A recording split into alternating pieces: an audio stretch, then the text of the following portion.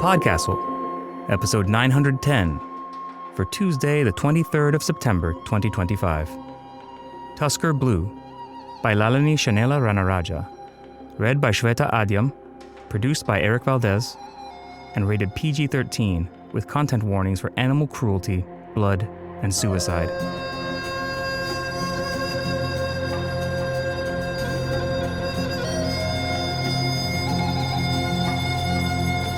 Good morning, good day, good afternoon, and good evening, and welcome to PodCastle, the flying castle of fantasy fiction.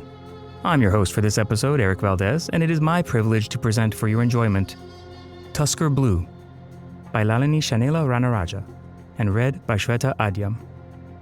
This story was previously published in Strange Horizons, August 15th, 2022. Before we begin, it is also my duty to briefly remind you that, starting in October, Escape Artist Podcasts will indeed be running brief, tasteful advertisements at the beginning and ends of our episodes to help safeguard our future as a group of publications by and for human beings committed to one story told well, free of charge. But fret not, those of us who are categorically affronted by the traditional capitalist attention market. Our patrons have access to an exclusive feed that will remain ad-free. And if you're not currently subscribed, getting in before October 1st guarantees that you get grandparented into our historic rate of $5 a month. Forever. The price for new subs will increase to $7 on the 1st of October. Which I think is our first rate hike ever? If I'm wrong about that, dear supporters, please gently roast me over on the Escape Artist Discord server that you also have access to. And thank you, as ever, for keeping the fortifications flying and the dragon from getting too hungry. Lalini Shanela Ranaraja writes about imperfect lives, best beloveds, and luminous worlds. Their speculative fiction and poetry has appeared in and is forthcoming from Beneath Ceaseless Skies, Metastellar, Strange Horizons, Uncanny Magazine, and others. Discover more of their work at www.shanelaranaraja.com.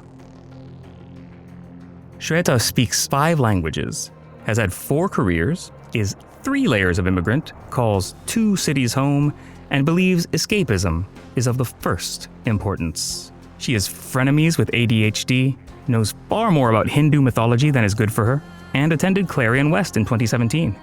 She lives with her spouse and child. Now, pay attention, for our tale is about to begin, and you may never have another chance to hear it. Tusker Blue by Lalini Shanela Ranaraja, read by Shweta Adyam. Originally published on 15th August 2022 by Strange Horizons. You still remember the first time Haile visited the pharmacy, because that was the day the rogue battle elephant overturned the village water tank and flooded 5 stores on Sacred Heart Road. The pharmacy was one of them, and you were bailing it out with a plastic jug, swearing a blue streak when the bells jangled over the door. Without turning, you shouted, "As you can see, the pharmacy is closed today." "Please help me," begged a voice hoarse with smoke. And you plunged your arm into the yellow water and cursed Raj, as you'd done frequently since the wedding, for leaving you to handle customers along with everything else. "If you just walk to Trincomalee Street, the surgeon's office will be opening soon. Please," the voice begged again. And this time there was something terribly familiar about how it wisped at the edges. You turned, and Haile was hunched by the counter, holding the rift in his bare stomach together with his hands. Blue memory fluid, almost but not quite the shade of an April sky over the paddy fields, flowed through his fingers and down his sarong before coiling away through the ankle-deep water. You said, "God's sake, come here," and hauled him into the alcove where you kept the extra bindings, because you already knew this color wasn't on the pharmacy's regular shelves. Haile was taller than Raj and solid with farmer's muscle, but in that moment he was unfathomably light under your tugging hands. his bones shifting about like the limbs of a stringless puppet. You left him on the tiled floor while you climbed the shelves, all the way up to where Raj stocked the blues, wringing dung water from your fingers as you scrambled for a shade that wasn't there. Haile tipped back his head to watch you. He was your first bereaved after your grandmother died. Raj liked to think he was better at treating the rifts, and he wasn't. But after her funeral, he ordered a whole new inventory from the city and made you sell it while he received the bereaved. So you were far from your best healing self when Haile showed up. Even after you found bindings that almost matched the bleeding, dyed navy and cyan and cobalt, but never that one elusive color, it took you 4 tries to wrap the rift.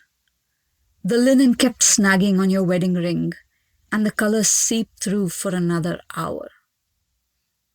You remember that by the end, Haile dragged himself off the floor and helped you finish bailing out the pharmacy, even though the water had stopped rising.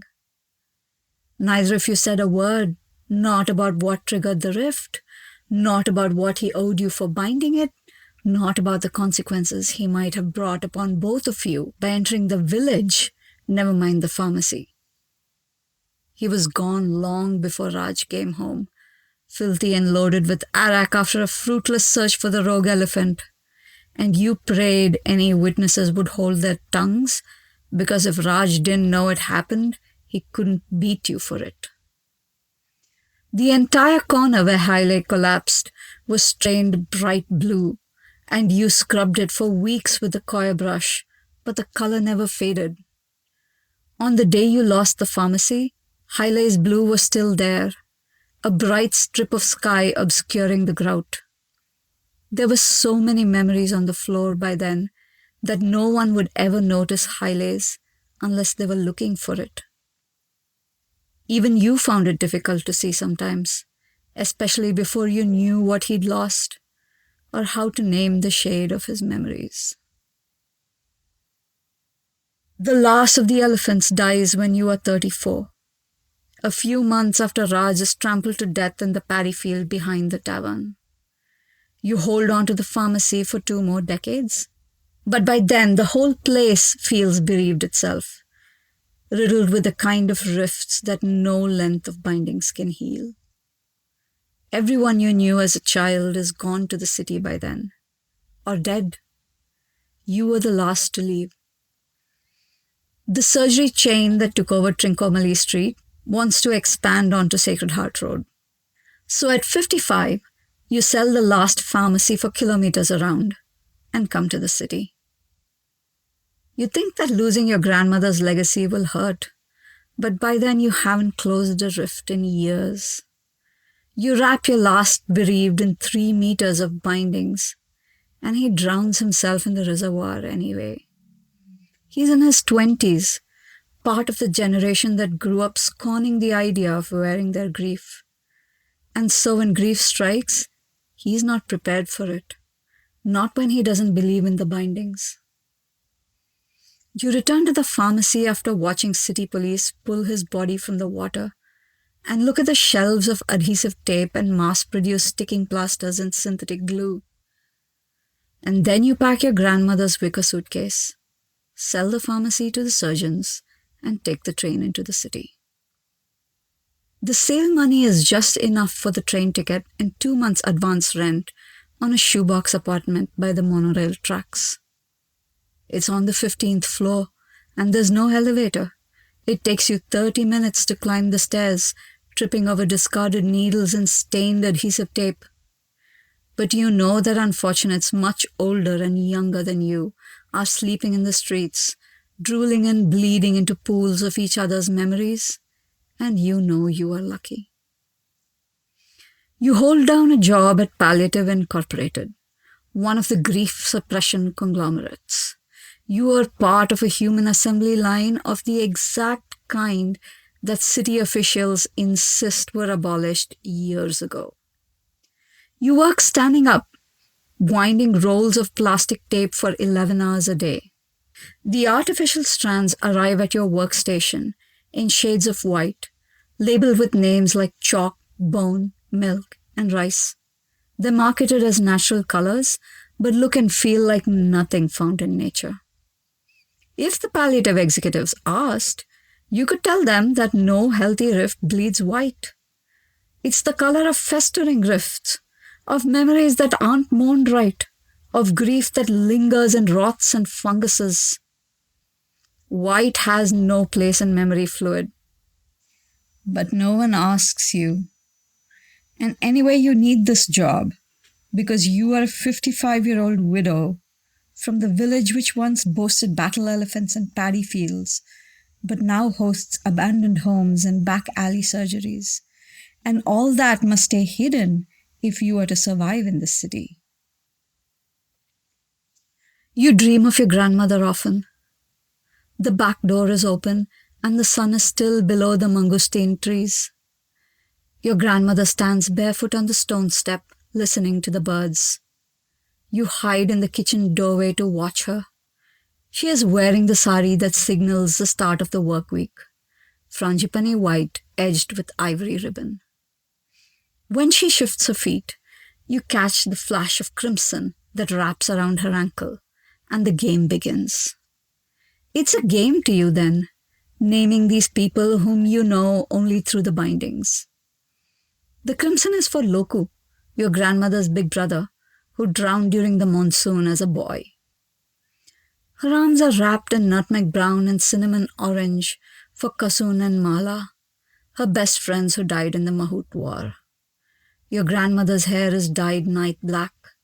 Heavy coils still loose down her back, and if she turned round, you could see the mangosteen purple bindings that curl around her throat in memory of the day your grandfather died.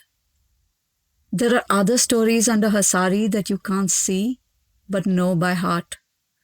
The stone step beneath her feet is stained with memory, just like the pharmacy tiles, leaked over the years from a hasty first binding or a quick change at night.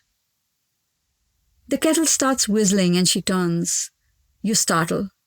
She smiles. Up already, baby? Come then, help me make tea.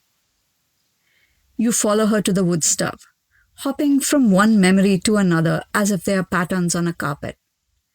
You wash the metal cups while your grandmother measures tea leaves. Outside, the bird song is winding down. You hear the distant clop-clop of a bullock cart turning off Sacred Heart Road. Have your mother and father woken up? Your grandmother asks, measuring milk powder and sugar into a pink plastic jug. Not yet. Your grandmother sighs and shakes her head. This means she is disappointed that your parents will oversleep instead of helping her at the pharmacy, which is busy on Monday mornings. Her disappointment is familiar. Your parents go into the jungle every weekend to do something you're not allowed to ask about, and they are always tired on Monday mornings. You tug at your grandmother's sari to offer a solution you think will work for everyone. But I can come with you to the pharmacy. I can help. She laughs, pouring the brewed tea into the jug. I've told you before, baby, you're still too small. You can come after you get your first colors. But I want to come now, you insist, pouting. I can just wear bandages like yours and no one will ask questions. There is something strange in your grandmother's eyes, but you can't see it then. It doesn't work that way, baby. Now, do you want to stand here talking or do you want to finish the tea? You clap your hands and stand on tiptoes. Your grandmother lifts you into her arms with a grunt until you can hoist the jug with both hands and pour. The tea hits the first metal cup as a churning froth, and you giggle. Your grandmother steadies the cup with one hand and murmurs encouragement. You keep pouring until the cup holds 3/4 tea and 1/4 bubbles. This is how your parents like to drink it, especially after jungle weekends. Your grandmother gives you the brass tea tray to carry into the dark house. Behind you, the sun is rising over the mangosteen trees as your grandmother sits down on the step to change her bindings. You are 7 years old, visiting the temple with your family, a few months before the city police shut it down. Your grandmother binds the neglected rifts of the few beggars who haven't yet been arrested. Your parents leave flowers and sheaves of new rice at the altars. You, on the other hand, only have eyes for the enclosure behind the stupa, where a murmuring crowd is staring at twin elephant calves tethered in a nest of sugarcane.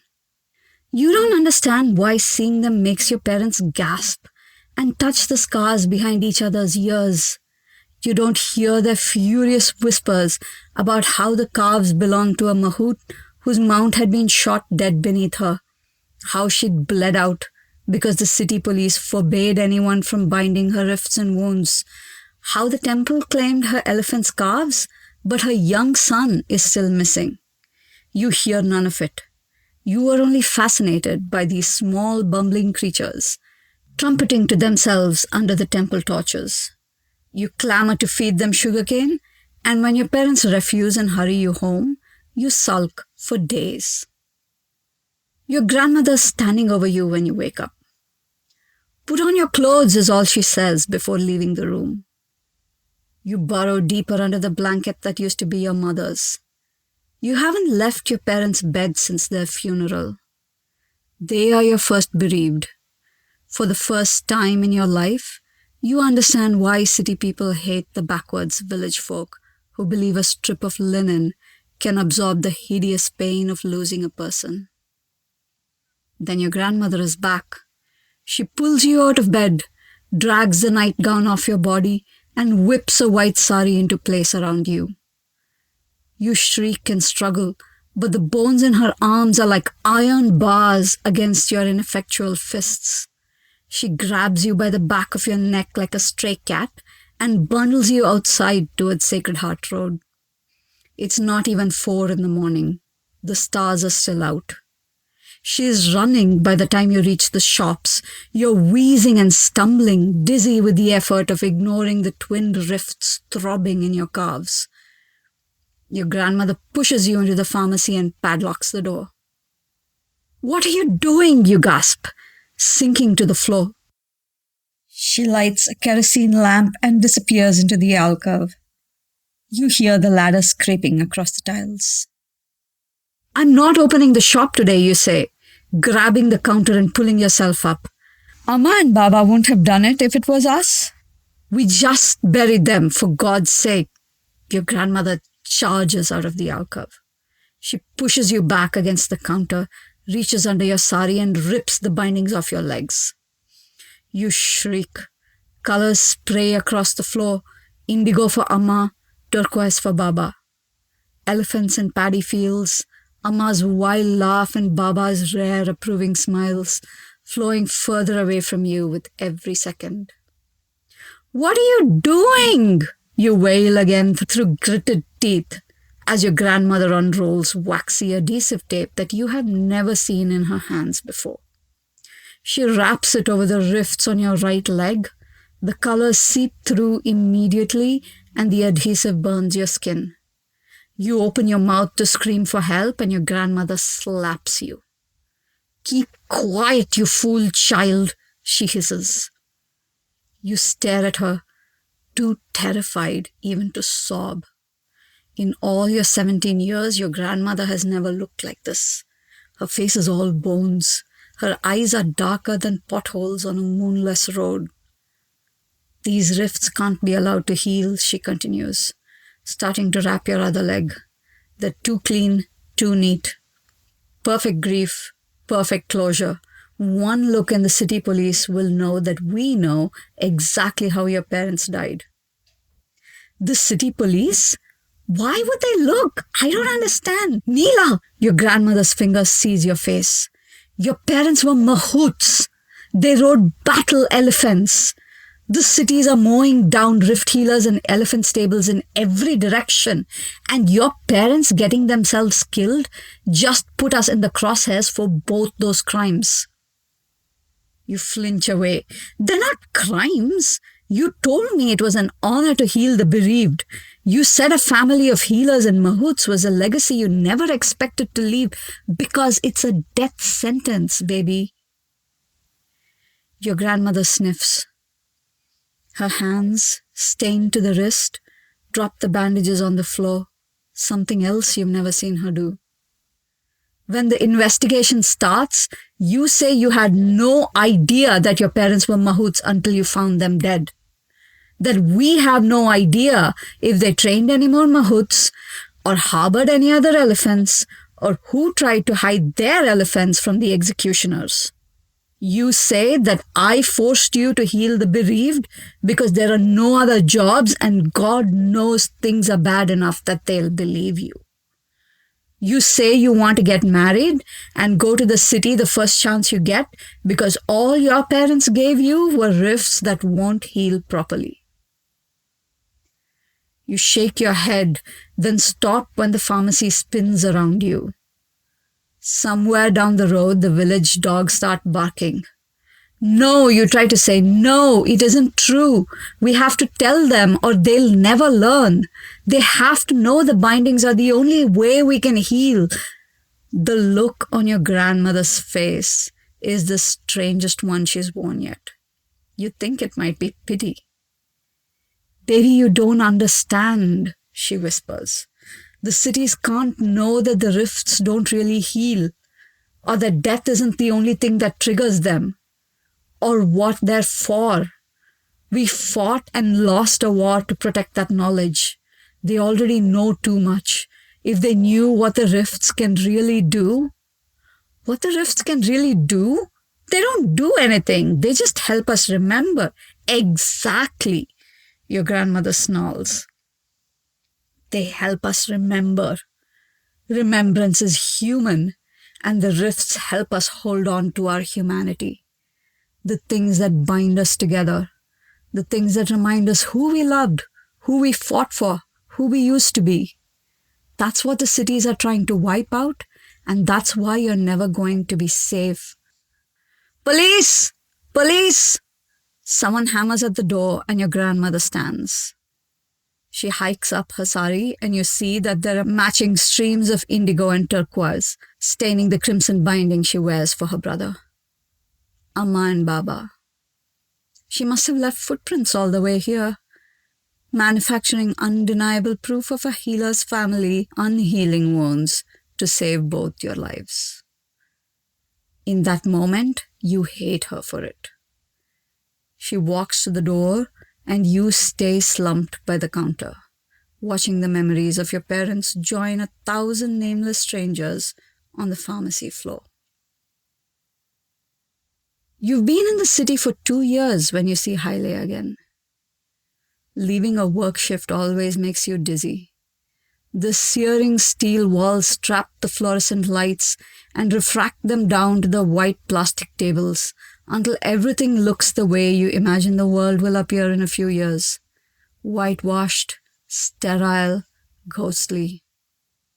After 11 hours in that barren metal belly, you stagger like a drunk the minute you collide with the city colors. They're not true colors. Spinning headlights, the yellow eyes of skyscrapers, the smoggy not blue of what sky is left. But they're still 1,000,000 times more stimulating than the sterile factory floor. You reel on the pavement every evening, and you hate that what always grounds you is the sight of someone's artificially colored plastic tape, or bandage, or the surgical scar where they used to have a rift. Chalk, bone, milk, and rice. Little taunts of what the world will become, floating across your field of vision like milk suds in tea. You're almost to the bus stop when someone says, "Neela!" You turn. It is Haile's voice. You'd know it anywhere. But you can't see him. Most of the surrounding crowd has just left the factory, brow-beaten faces hunched into their coats. The only person not on the move is a tall man in an ivory three-piece suit, standing at the entrance to the factory car park. You look up and down the street twice before you realize the tall man is looking at you. You stare, and slowly recognition dawns, even though it should be impossible. Haile? He steps across the pavement towards you. The stream of workers parts for him and then flows on, and that gives you pause, because no ordinary person gets a right of way in this district. This man who sounds like Haile has hands that are pale with the plastic wrap favored by executives, and a hat more expensive than your apartment. He looks grotesque, alien, like something out of the Technicolor movies that still play in the monochrome cinemas. You cannot see a single inch of his skin. Like many cosmetically challenged citizens, he's wearing a mask, but the difference is that you recognize this one. It's a palliative product, the latest thing in cosmetic tech, only released last week and advertised non-stop on screens across the city. It snaps onto the face like a second skin and retails for more than you can ever hope to earn. Suddenly you are afraid. This man knows your village name and sounds like someone you haven't seen in 20 years, but voice boxes can be manipulated, just like rifts in faces. You step gingerly backwards. You can't run. Not at your age, not in this crowd, but you are still deep in the industrial district. You just need to evade him long enough for the pickpockets to swarm him, then slip away through the chaos. You retreat through the crowd and he steps after you with the unsteadiness of a rich man unused to confronting the unwashed masses. Someone jostles him and the hat flies off his head, disappearing underfoot. Both of you freeze. Years and years ago, Haile cut his hair by hand in his one-room shack on Trincomalee Street. He told you the village barber couldn't navigate his tight curls and would probably scalp him in the process. You used to joke that no binding in the world would ever match the shade of those curls. There's silver in this man's hair now, threading through the strands like city snow through cobblestones. But then you see it again as he stoops to snag the hat. A flash of color. A misshapen green sticking plaster behind his ear, just where the hairline ends. It's not a rift, even if the sticking plaster is meant to imply as much. It's a physical scar, the curved Ankush mark that all village mahouts are given on the day they choose their elephant. On your 13th birthday, your father explained that the mahout's marks survived the rise of the cities and predated the mahout war, a practice as old as the elephant-human partnership itself. A mahout bound themselves to their mount by taking a cut from the same weapon used to defend them, to fight beside them, to plant over their grave when they fell in battle. Your father had never seen a mahout refuse the mark, even after bearing it made outlaws of them. You were there the day Haile chose his mark and his mount. Even under the green plastic, you know that scar like your own skin, and it triggers a gush of memories that sets every rift under your bindings aching.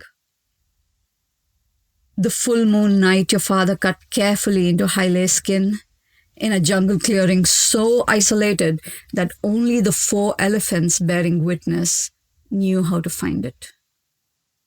The burn in your gut as Haile drew from the wound and left crimson handprints on 2 massive brows, finally claiming as his own the twin Tuskers your parents had stolen from the temple to keep his mahout mother's legacy alive. The blur of years where you staunched a steadily worsening stream of rifts at your grandmother's side, while he soothed his own rifts with ever riskier raids against the city forces. The months where the only person you had left to bind your rifts was Raj. The morning Haile staggered into the pharmacy you told him never to visit, while one of his Tuskers died slowly beside a destroyed police post and its bereaved twin wrecked the village. The moment you nearly failed to bind his rifts, knowing all the while that if your husband hunted down that last Tusker first, Haile would bleed out on the pharmacy floor no matter what you did. The sudden rumble of wheels shifts you back into the present. Your bus is approaching. You flag it down and climb inside, knowing without looking that Haile will follow you. Haile doesn't remove his mask until he crosses the threshold of your apartment. You have your back to him, lighting the candle stubs on the kitchen table and pulling back the curtains to saturate the cramped space with the glow of billboards and screens and rattling monorail cars.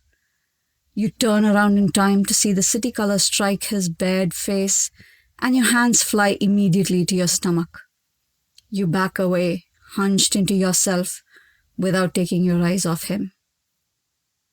The first rift you see is a diagonal slash in his cheek. It pulses a burning crimson that turns maroon when it meets his skin.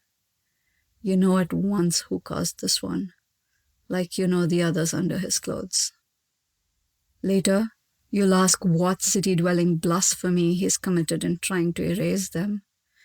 But right now, your eyes move to the second rift, which stretches clear across his forehead. Haile has aged too. The rift might resemble another frown line, except for how it leaks a shade of blue you haven't seen on another person in 20 years. You sink onto the rattan mat that covers the dingy floor, arms wrapped around your midriff. I see why you invested in the mask, you say, with a detachment you don't feel. He must have been wearing cosmetic tech for decades. No one can evade the city police with an unhealing rift like that. Freed from the mask, the memories run amok down the jut of his nose, the planes of his cheeks, the hollow of his throat. The sticking plaster over his mahout's mark is saturated. His suit is ruined. Not that it matters, you think? Given the caliber of cosmetic tech he's wearing, a new suit is the least of what he can afford to have repaired. Raj was right, you say. Everyone sells out to the city in the end. His face twists. It was cruel to bring up Raj, but you are feeling cruel. You are feeling things you haven't felt in decades as he rasps, "What else was I supposed to do?" "You could have kept fighting," you hiss. "You left the village without a protector, and I know my parents taught you better. You could have found a way to help us, but you never looked back. Amma and Baba passed on everything they knew, and you decided that legacy would vanish with you." "Clearly, I wasn't the only one," Haile scoffs. "The fact that you're willing to live in squalor like this, one nobody among 9 million, tells me you haven't thought about either of our legacies in a long time. You work on a factory line. You look 20 years older than your grandmother ever did. Before you accuse me of never looking back, do you even remember who we used to be?" His voice still breaks the words apart at the edges, and for a moment it takes you back to a dark dawn road again. Your hand around a racing wrist, your world broken open. But this time, you're the one leaving bleeding footprints. You stagger upright, haul the wicker suitcase from under your bed, and append the contents onto the mat. Your memory of the night Raj died always begins with Haile's frantic face. "You said you wanted this," he shouts. You can't spare the breath to reassure him. The rift is opening before your eyes, cleaving your skin apart from wrist to elbow. You thought it would be white because everything that Raj brought into your life was rotten. Instead, the rift pulses red, the bright crimson of a wedding sari, visible even in the rain-whipped dark of the jungle. Dimly, you acknowledge that the pain could be worse, that it was worse when your grandmother died, and your parents before that. But it is still agony to move, to pull the milky bindings out of your pouch and wrap them one-handed over the rift. The linen is soaked in seconds, memory fluid mixing with rainwater. It splatters over your already drenched sari as you kneel in the mud, fighting tooth and nail against unconsciousness. There is a splash and a curse. Haile has leapt off his elephant and is struggling down the path towards you. One of your eyes is swollen shut in the wake of Raj's final punch, but even so, you can still make out the massive bulk of the bull elephant behind Haile.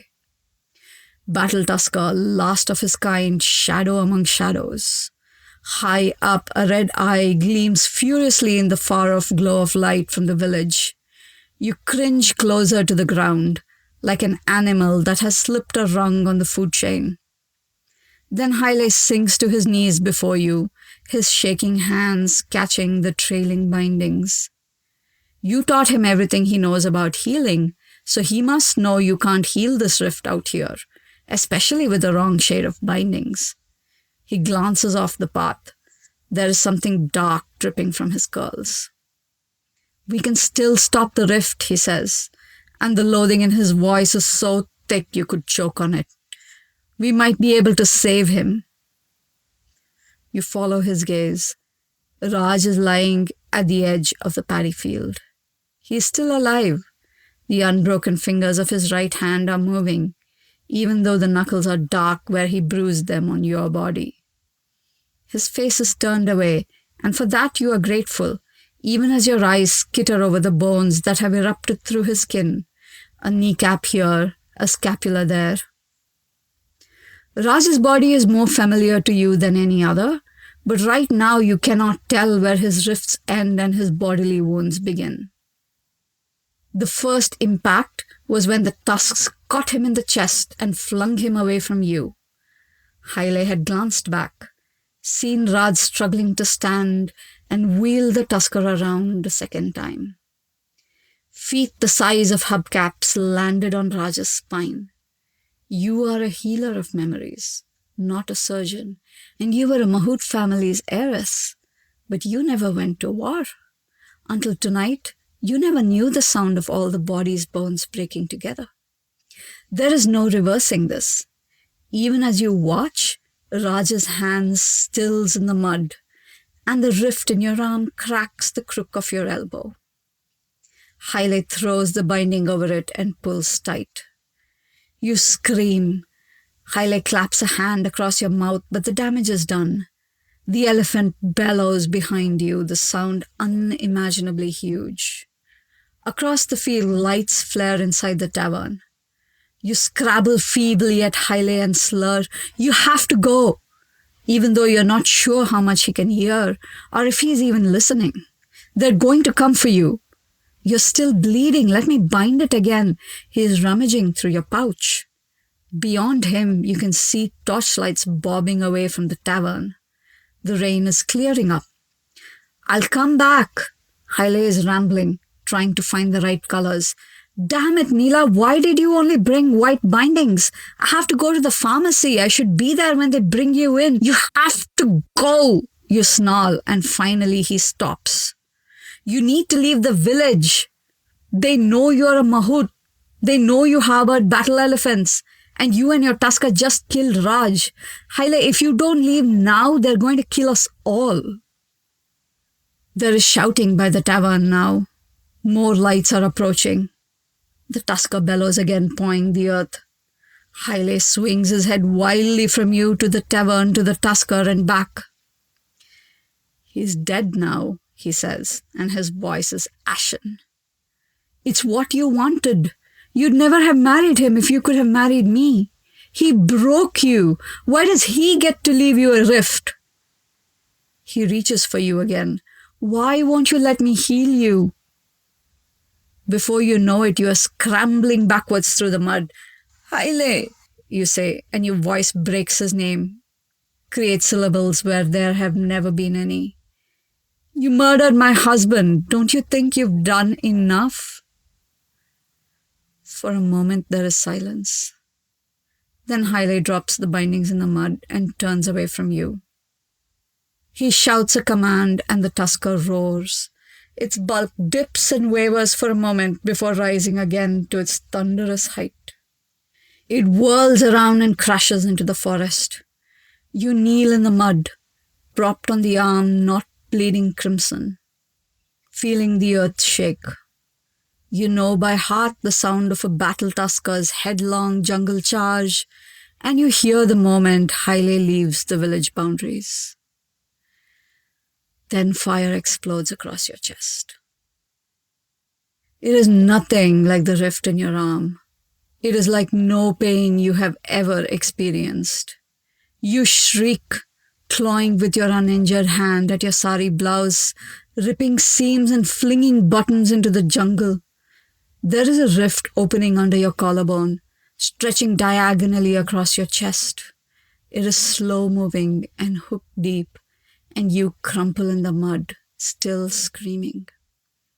The rift burns like a brand, and you can feel the shape it means to carve into your skin. It reaches your stomach and keeps going. Torchlights hit the tree trunks above you. The sky is a furious damson. In your last seconds of consciousness, you raise a hand to your face and realize it is stained with a color so potent it has swallowed your wedding ring whole. A color you have seen once before, but still cannot name.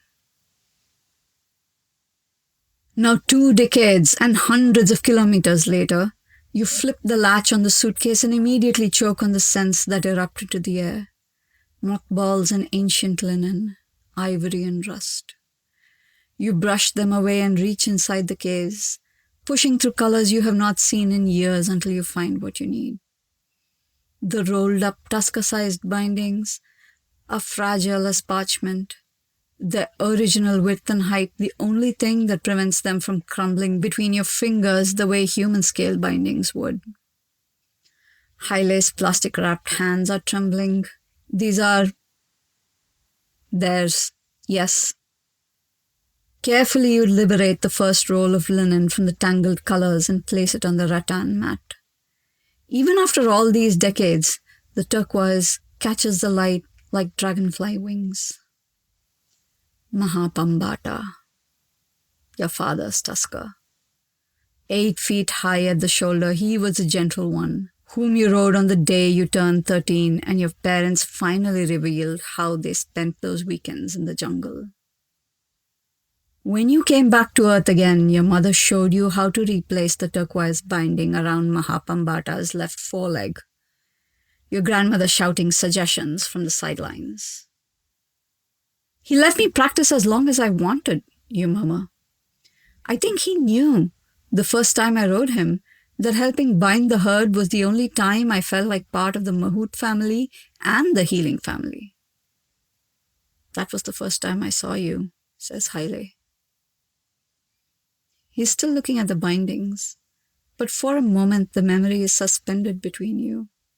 The sun-soaked jungle paddock, Mahapambata flinging up his trunk in gentle greeting, an answering trumpet that drew your attention to the half-grown Tusker emerging from the trees, the wiry, curly-headed boy perched on his neck, the red-eyed shadow on the path behind them.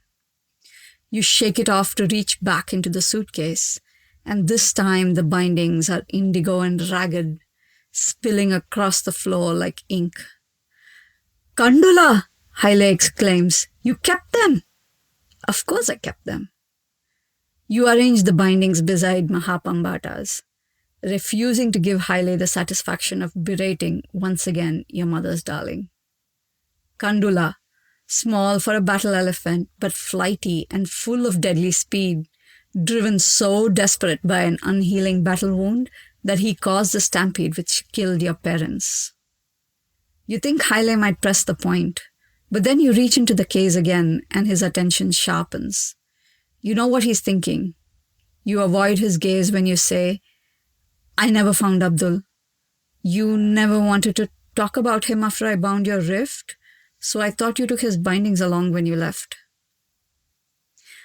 I never got a chance, Haile whispers bitterly. They burned his body.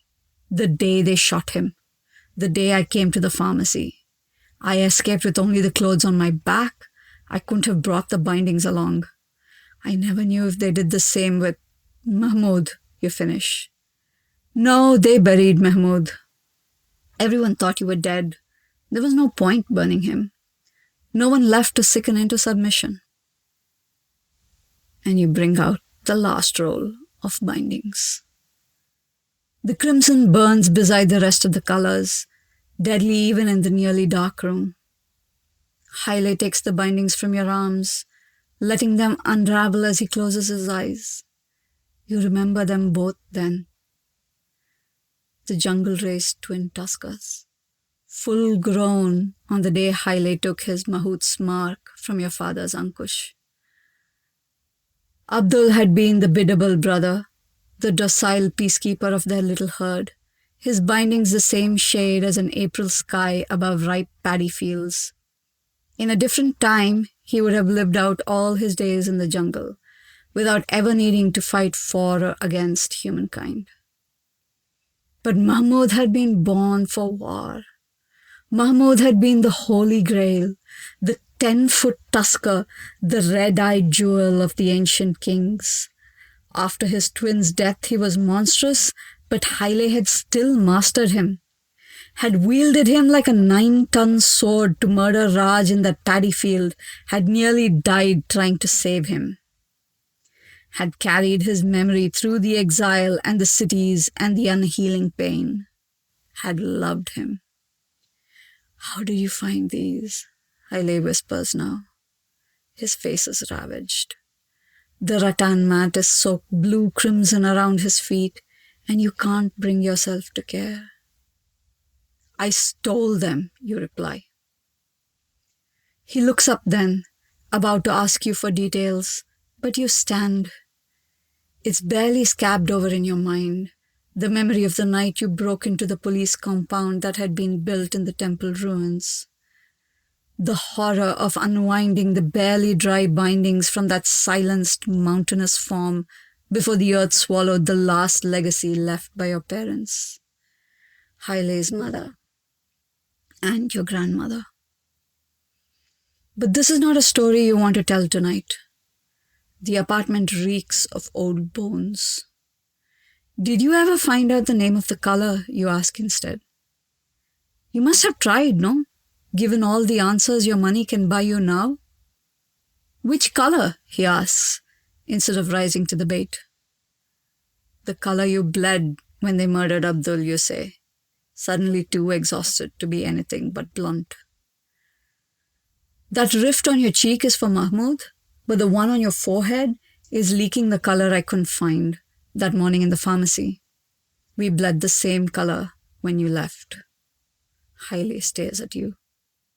We bled? You're still wearing your city work clothes. You fumble with zips and buttons and sleeves and drop your coat. The front of your blouse hangs open. Haile tries to get to his feet, but you grasp the bindings around your torso and pull. There is a spray of blue. It sluices over your chest and ribs and hips and splashes across the mat. Haile skitters backwards, clutching Mahmud's bindings to his chest. You laugh and glance down at yourself. You haven't looked the rift in the eye for years. The skin around the edges is crisping, indigo in some places and crimson in others, the memories bleeding together. I call it Tusker blue, you say to Haile, watching as your memories seep across the floor, staining the bindings before reaching his feet. Your colors meet and coalesce, becoming indistinguishable. It's what you bleed when you grieve for those still living, those left behind, you and me and the last battle elephant.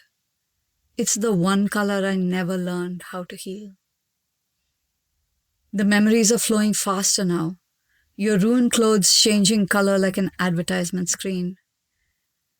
Haile is rummaging desperately through the suitcase for a shade of healing that doesn't exist. You leave him and stagger towards the open window, gazing out into the jungle of lit skyscrapers, flashing monorail windows, and hovering fluorescent haze. You grasp the windowsill and close your eyes. And for a moment, somewhere between the screaming wheels and the exploding screens, you hear a battle tusker bellow.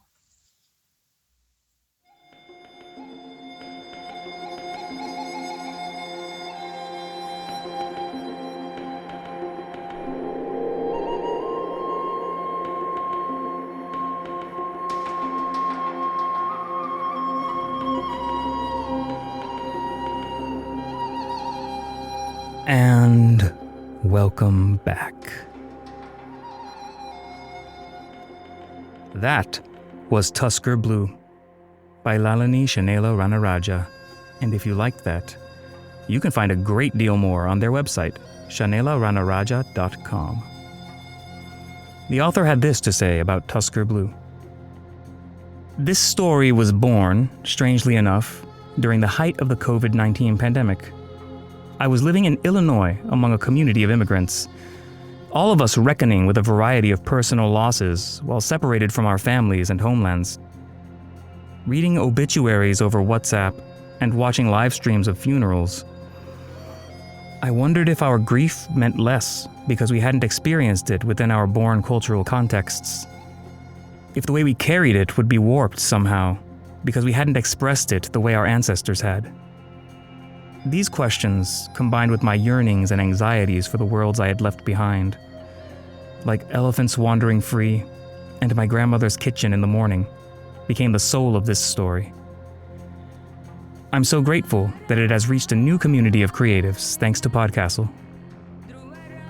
Thank you, Lalani, for the story and the thoughts. Just to briefly address the elephant in the room, for the sake of some of our Western audience members, mahouts are a real thing in multiple cultures, always has been, as the meme goes, so feel free to do some research there. The rabbit hole on the history and traditions of the craft goes deep, and while the training and captivity of elephants remains a contentious topic, suffice it to say that in the wake of the same kind of urbanization and industrialization occurring in the insidious background of Tusker Blue, a lot of traditional mahout knowledge from millennia of practice is being lost, to the detriment of people and animals alike. Lost, you say? Tusker Blue is thick with overlapping themes, but I am unsurprised to hear that this is a COVID tale, because all of them track back to loss. Loss of family, culture, knowledge, home, autonomy, safety. This is a world in which a psychological scar has a visible physical reality. I say visible because so much of our mental landscape can have profound physical effects on our bodies which remain invisible to others, even at the point where we are incapacitated as a result. Memory, too, has a visceral reality here as a fluid bled from wounds, though it seems as if the fluid does not carry the memories out of our characters. Grief and memory are so inextricable that, of course, the rifts bleed it. But so too does the salience of a memory sustain the rifts. When Neela reaches the world of the city, we see both fashion and capitalism at their finest. People of means convincing the populace that a need exists for an inherently needless product. The ads tell us it is unseemly to grieve, just as it is the case in our world that social media serves up the curated elements of influencers' seemingly perfect lives. Clearly, the cool people cannot feel loss, and if you want to be part of the in crowd, you too will hide that part of yourself until it bankrupts you, while it makes others increasingly wealthy. You will hide your grief until it destroys you. The overarching metaphor of the rifts and the craft of binding is as beautiful as its capitalist subversion is horrifying. These bindings are a badge of honor, a sign of experience, a proof of having loved. They would be a shorthand by which people could immediately understand not the specifics of someone else's life, but a sense of kinship at weathering an experience so profound and devastating. The chance to say with just a look and a nod, "I know you have felt this, and that it is real." Loss may be the most fundamental element of the human condition. It is our transience, our mortality that offers context to our relationships, actions, and creations. If not for the impending change, we could procrastinate on everything indefinitely. We will all have our rifts, and we will all become someone else's. Be kind. Please help bind.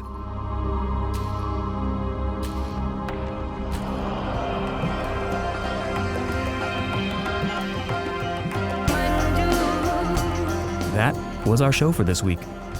On behalf of everyone at PodCastle, your co-editors, Wanini Kimemia and Devin Martin, assistant editor, Caitlin Zavanovich, regular host, Matt Dovey, and our many wonderful first readers, Andrew K. Ho, Baluan Conte, Craig Jackson, Emalia Harrington, Habiba Dokubo, Julia Pat, Kieran Corsaini, Tanya Bari, Tarver Nova, Tierney Bailey, Zeev Wheaties, and myself, Audiomancer Eric Valdes. Thank you for letting us share another story with you. The legal bit. PodCastle is part of the Escape Artists Foundation, a 501c3 nonprofit, and this episode is distributed under the Creative Commons Attribution Non-Commercial No Derivatives 4.0 International License. That means you can share it, and please do. But you cannot sell it, and you cannot change it. If you want specifics, check creativecommons.org. Our music is by Shiva in Exile. Everything we do on PodCastle is 100% donor-funded. And if you'd like to support what we and the rest of EA do, please join us on our Patreon at patreon.com/EAPodcasts. And remember, the cost of our ad-free subscriber tier increases on October 1st, so you have the chance to grandfather yourself in at the historical rate if you haven't already. Cool. Prefer another method? There are details for supporting us via Twitch, Amazon Prime, Ko-fi, and PayPal on escapeartists.net. We'll be back next Tuesday with another fantastic tale. In the meantime, you might care to check out our sister podcasts, Escape Pod for science fiction, Pseudopod for horror, Cast of Wonders for YA speculative fiction, and Cat's Cast for speculative cat stories. If your heart belongs to us, though, we'll see you next week. Be safe and be kind.